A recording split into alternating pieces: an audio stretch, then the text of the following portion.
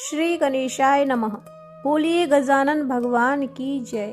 प्रिय भक्तों, माघ के कृष्ण पक्ष की चतुर्थी को सकट चौथ का व्रत पड़ता है। इस दिन महिलाएं संतान की लंबी आयु के लिए निर्जल व्रत रखती हैं। यह व्रत संतान के जीवन में आने वाली हर संकट और बाधा से उन्हें बचाता है। इस दिन संकट हरण गणेश जी का पूरे विधि विधान के साथ पूजन किया जाता है। इसे संकष्टी चतुर्थी और तिलकुटा चौथ भी कहा जाता है और यह व्रत इस बार 17 जनवरी को रखा जा रहा है। तो आज हम श्रवण करेंगे सकट चौथ की पौराणिक कथा। बोलिए गणेश भगवान की जय। पौराणिक कथा के अनुसार सतयुग में राजा हरिश्चंद्र के राज्य में एक कुम्हार था। एक बार जब उसने बर्तन बनाकर आवा लगाया तो आवा नहीं पका। परेशान होकर वह राजा के पास गया और बोला कि महाराज, ना जाने क्या कारण है कि आवा पक ही नहीं रहा है। राजा ने राज पंडित को बुलाया।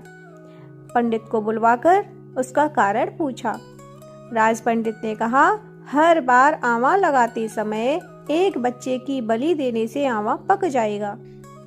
राजा का आदेश हो गया। बलि आरंभ हुई। जिस परिवार की बारी होती वह अपने बच्चों में से एक बच्चा बलि के लिए भेज देता था। इस तरह कुछ दिनों बाद एक बुढ़िया के लड़के की बारी आई। बुढ़िया के एक ही बेटा था तथा उसके जीवन का एकमात्र सहारा था, पर राजाज्ञा कुछ नहीं देखती। दुखी बुढ़िया सोचने लगी कि मेरा एक ही बेटा है, वह भी सकट के दिन मुझसे जुदा हो जाएगा। तभी उसको एक उपाय सूझा। उसने लड़के को सकट की सुपारी तथा दूब का बीड़ा देकर कहा कि भगवान का नाम लेकर आवा में बैठ जाना, सकट माता तेरी रक्षा करेंगी। सकट के दिन बालक आवा में बिठा दिया गया और बुढ़िया सकट माता के सामने बैठकर पूजा प्रार्थना करने लगी। पहले तो आवा पकने में कई दिन लग जाते थे, पर इस बार सकट माता की कृपा से एक ही रात में आवा पक गया। सवेरे कुम्हार ने देखा तो हैरान रह गया। वह आवा पक गया था और बुढ़िया का बेटा जीवित व सुरक्षित था। सकट माता की कृपा से नगर के अन्य बालक भी जी उठे। यह देखकर नगरवासियों ने माता सकट की महिमा स्वीकार कर ली। तब से लेकर आज तक सकट माता की पूजा और व्रत का विधान चला आ रहा है। अब सुनते हैं दूसरी कथा। एक बुढ़िया थी। वह बहुत ही गरीब और दृष्टिहीन थी। उसके एक बेटा और बहू थे। वह बुढ़िया सदैव गणेश जी की पूजा किया करती थी। एक दिन गणेश जी प्रकट होकर उस बुढ़िया से बोले, बुढ़िया माँ, तू जो चाहे सो मांग ले, मैं तुझसे प्रसन्न हूँ। बुढ़िया बोली, हे गणेश भगवान, मुझे तो मांगना नहीं आता, मैं क्या मांगू और कैसे मांगू। तब गणेश जी बोले, कोई बात नहीं, अपने बेटे और बहू से पूछकर मांग ले, मैं कल फिर आऊंगा। तब बुढ़िया ने अपने बेटे से पूछा, बेटा, गणेश जी कहते हैं कि तू कुछ मांग ले, अब तू बता मैं क्या मांगू। पुत्र ने कहा, माँ, तू धन मांग ले। माँ ने बहू से पूछा तो बहू ने कहा, माँ, नाती मांग लो।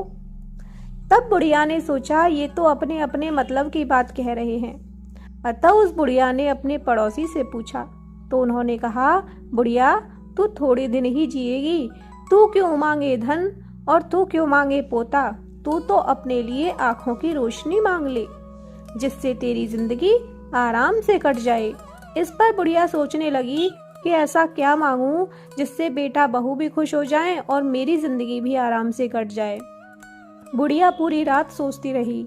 सुबह फिर जब गणेश भगवान ने बुढ़िया माई से पूछा तो बुढ़िया माई बोली कि यदि आप प्रसन्न हैं तो मुझे 9 करोड़ की माया दें, निरोगी काया दें, अमर सुहाग दें, आंखों की रोशनी दें, नाती दें, पोता दें और सब परिवार को सुख दें और अंत में मोक्ष दें। यह सुनकर गणेश भगवान बोले, बुढ़िया माँ, तुमने तो हमें ठग लिया और कहती हो कि मुझे मांगना नहीं आता, पर फिर भी जो कुछ भी तूने मांगा है वचन के अनुसार वह सब तुझे मिलेगा। और यह कहकर गणेश जी अंतर्ध्यान हो गए। उधर बुढ़िया माँ ने जो कुछ भी मांगा वह सब कुछ मिल गया। हे गणेश जी महाराज, जैसे आपने उस बुढ़िया माँ को सब कुछ दिया वैसे ही सबको देना। बोलिए गणेश भगवान की जय।